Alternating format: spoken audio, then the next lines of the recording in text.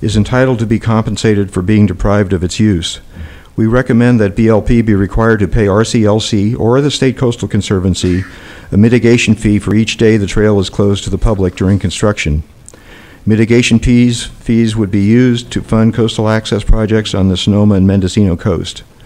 Thank you for your consideration in reviewing the effect of this project on the Wallowa Bluff Trail, for which we've worked so long and so hard. And I have a few pictures here. There's a before picture and there's two after pictures showing the current amenities that we put in on that segment of the parcel. Thank you, sir. Mary Sue Ittner, followed by Marshall Saya. My name is Mary Sue Ittner, and I speak as a citizen, not as the project manager for the Wallowa Bluff Trail. When John Bauer's parents developed their property more than 26 years ago, they were required to offer to dedicate land to create a public access bluff-top trail in downtown Wallowa. Even though completion of the trail is given a high priority in the Wallowa Town Plan, it is still not finished. In 2004, the Redwood Coast Land Conservancy was issued a building permit for the final phase. Almost $94,000 of grant money from the State Coastal Conservancy for this phase has been spent. Professionals have donated part of their time, discounts for the native plants have been given, and volunteers have spent many hours weekly working on the trail. Work on the applicant's property in this phase was delayed by his lawsuit, raising questions about the validity of the easement and the right to build the trail as permitted. It has been stopped by the failure of a retaining wall that was not maintained by his family as required. Approval of this application would result in dismantling the trail on his property, closing it down in the middle, and delay its completion for years. This application is all about parking. The applicant and his agents argue that this is one of the major needs of our community. Except for holiday weekends, most of us who live there have no trouble finding parking within a few minutes' walk of our destination. The problem is not a need for parking in general, but the applicant's need for additional private parking spaces to redevelop this property the way he would like.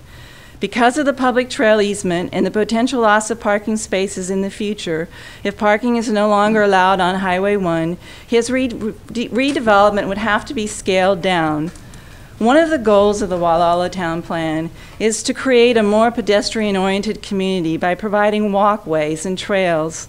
The Wallowa Bluff Trail is one of the only places in town where this has been accomplished, and it's a very popular spot for visitors and locals alike. Improving the drainage would protect the trail and the bluff without destroying part of the trail that has been built. This solution does not meet the applicant's needs because it would not allow him to move the trail easement west, and the hope that if he adds a retaining structure, he could convince the California Coastal Commission to change the terms of the easement that is now floating to a fixed one. Redevelopment plans should reflect the constraints of this property and protect, not change the easement, and recognize it for the asset that it is. Thank you. Marshall Saya, that is the last speaker. Please fill out a form if there are additional speakers.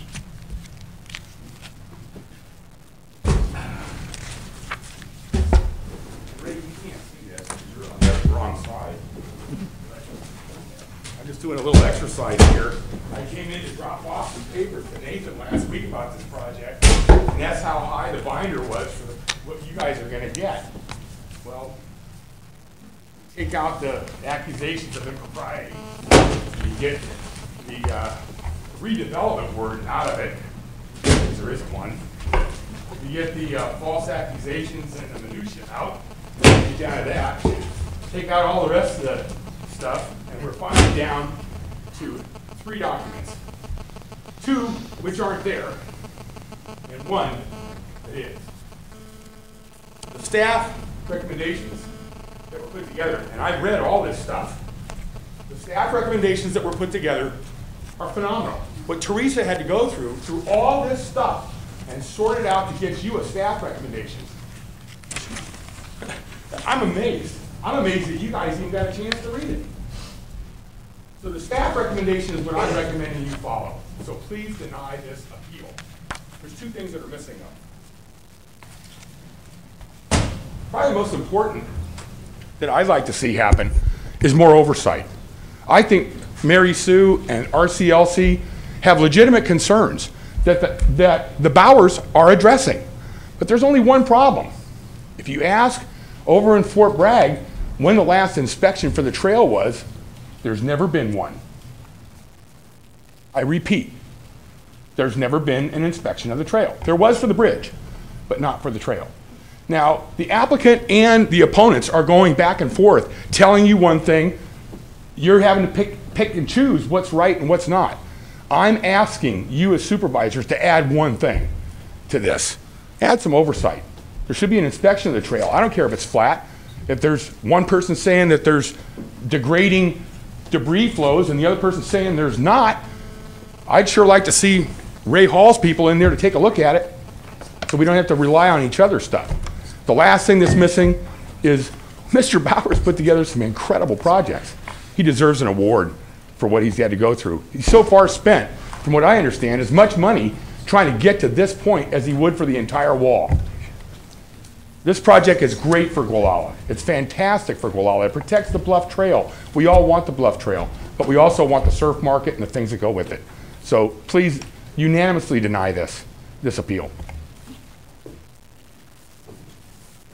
Thank you, Mr. Sayah. I do believe you're rivaling Supervisor Pinches in his presentations.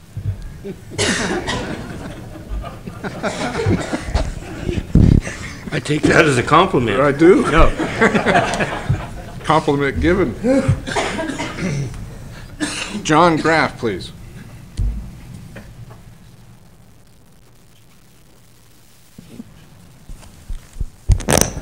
John Graff, representing Employers Council of Mendocino County.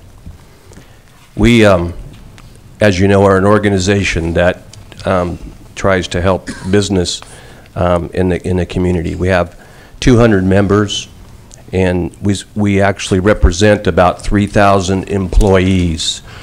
So although we appreciate environmentalists, we also would like to make sure that there's a balanced thought here for business. We would like you to remember that, you know, communities like Guala rely on businesses to help support them, as Ukiah does. So it's good to have business that's successful so they can help and partner with projects inside the community. We also believe in property rights, and so I'd like you to consider that today in your decision. And we'd also like to end with just one thought, and that's we're replacing an existing or a wall that needs to be replaced that was already there. And that's all this is about. Thank you. Thank you, Mr. Graff. Last call for public comment. Seeing no one step forward, I'll close public comment at this time and take it back to the appellants and the applicants. Appellant, please, you have 5 minutes.